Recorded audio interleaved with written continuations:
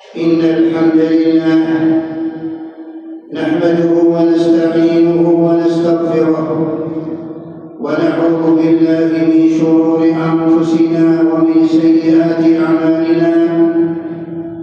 من يهده الله فلا مضل له ومن يضلل فلا هادي له، وأشهد أن لا إله إلا الله وحده لا شريك له، وأشهد أن سيدنا محمدًا عبده ورسوله.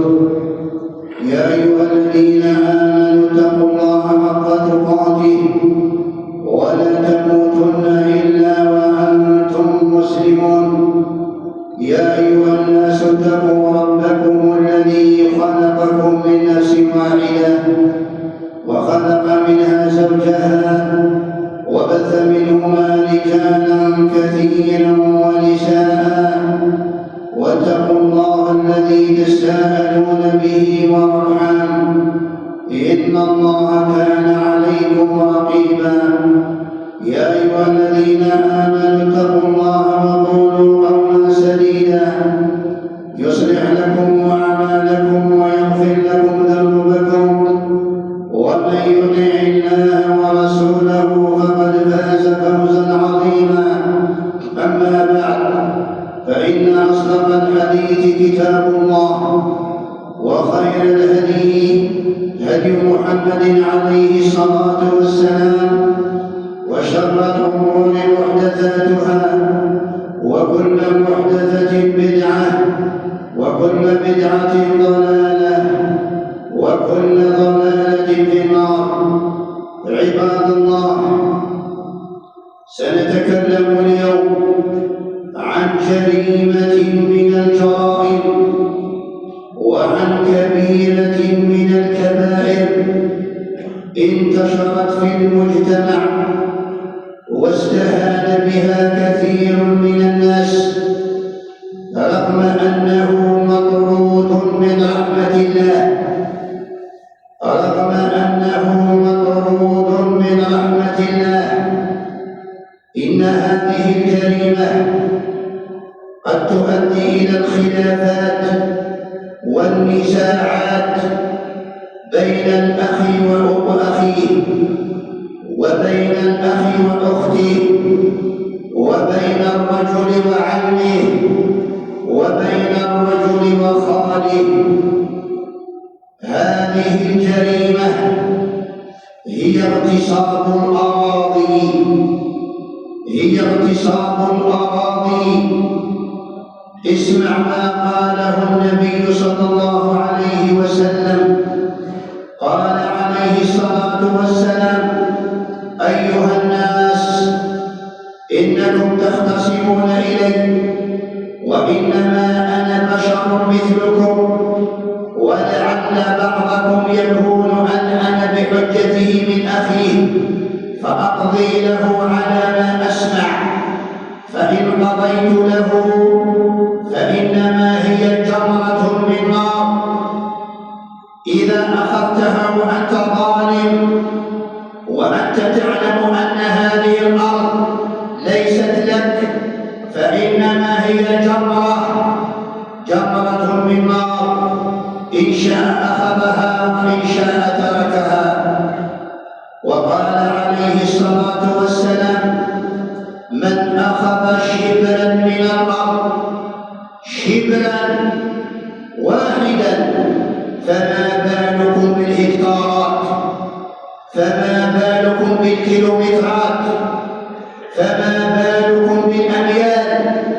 من أخذ شبرا واحدا، شبرا من الأرض، طوقه يوم القيامة من 7 أراضين، يحملها يوم القيامة على ظهره 7 مرات، 7 مرات يحمل هذه الأرض على ظهره 7 مرات. وفي رواية يقول النبي صلى الله عليه وسلم: من أخذ شبرا من الأرض خسف به إلى يوم القيامة. وفي رواية: من أخذ شبرا من الأرض كلفه الله عز وجل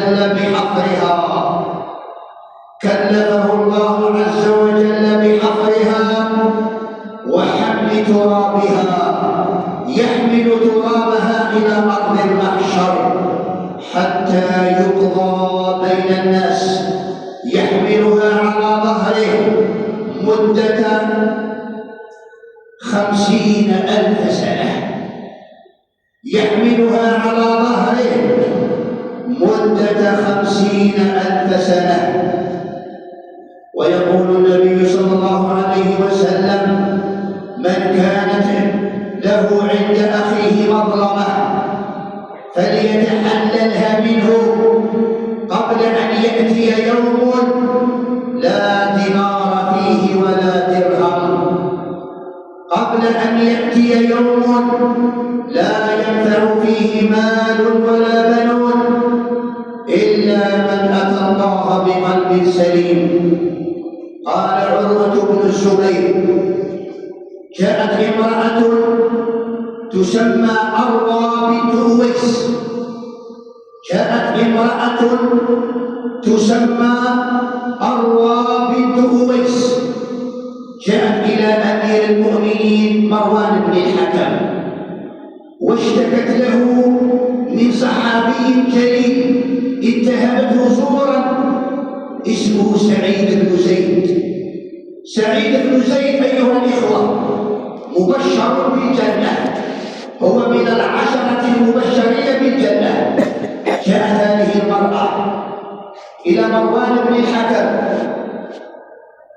واشتكت أن زيدا أخذ أرضها، فاستدعى مروان زيد وقال له بأن هناك امرأة اشتكت أنك أخذت أرضها.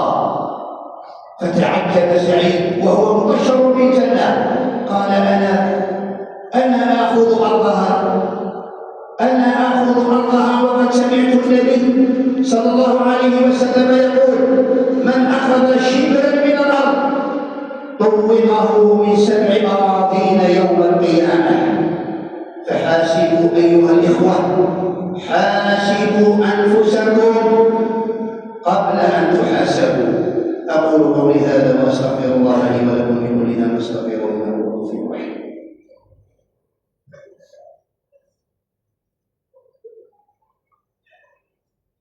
الحمد لله والصلاة والسلام على رسول الله وعلى آله وصحبه ومن والاه، أما بعد.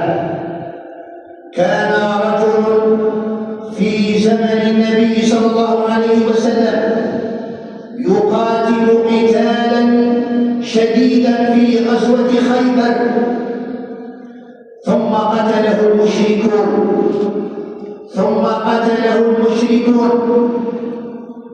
فقتل. فلما رأى الصحابة رضي الله عنهم قتيلا قالوا: هنيئا له الجنة، هنيئا له الجنة، لأنه قاتل مع النبي صلى الله عليه وسلم. هنيئا له الشهادة.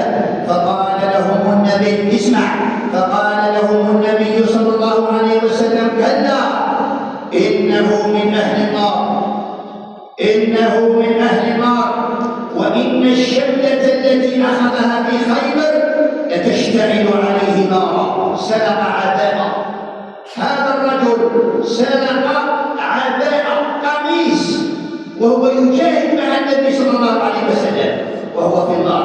فما بالكم بالذي يسرق الأرض؟ فما بالكم بالذي يسرق الأرض؟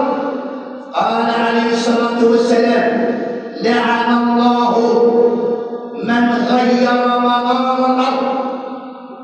اسمع، لعن الله من غير منار الأرض. ما معنى غير منار الأرض؟ يسرق الحد. غير منار الأرض، المنار هي الحدود يغيرها. وفي رواية: لعن الله من سرق منار الأرض، يسرق الحد. وكثير من الناس يسرقون الحدود. إن الذي يسرق الحد ملعون. اسمع، إن الذي يسرق الحد ملعون مطرود من رحمة الله والعياذ بالله، مطرود من رحمة الله. يقول النبي صلى الله عليه وسلم: 3 لا يكلمهم الله يوم القيامة ولا ينظر إليهم ولا يزكيهم عذاب أليم. يعني لا يكلمه الله يوم القيامة ولا ينظر إليه ولا يكلمه ولا يزكيهم ولهم عذاب أليم. منهم رجل حلف بيمينه كاذبا ليأخذ حق غيره، يحلف كاذبا أن هذه الأرض ملكه وهو قد سرقها.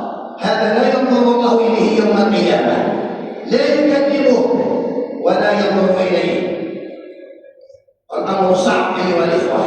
اللهم اكفنا بحلالك عن حرامك، اللهم اكفنا بحلالك عن حرامك، واغننا بفضلك عمن سواك. اللهم انصر الإسلام والمسلمين وأذل الشرك والمشركين أعداءك أعداء الدين. اللهم لا تجعلنا في هذا المجلس المبارك ذنبا إلا غفرته، ولا مريضا إلا شفيته، ولا ميتا إلا رحمته، ولا ضالا إلا هديته، ولا دينا إلا قضيته، برحمتك يا أرحم الراحمين. عباد الله، إن الله يأمر بالعدل والإحسان وإيتاء ذي القربى وينهى عن الفحشاء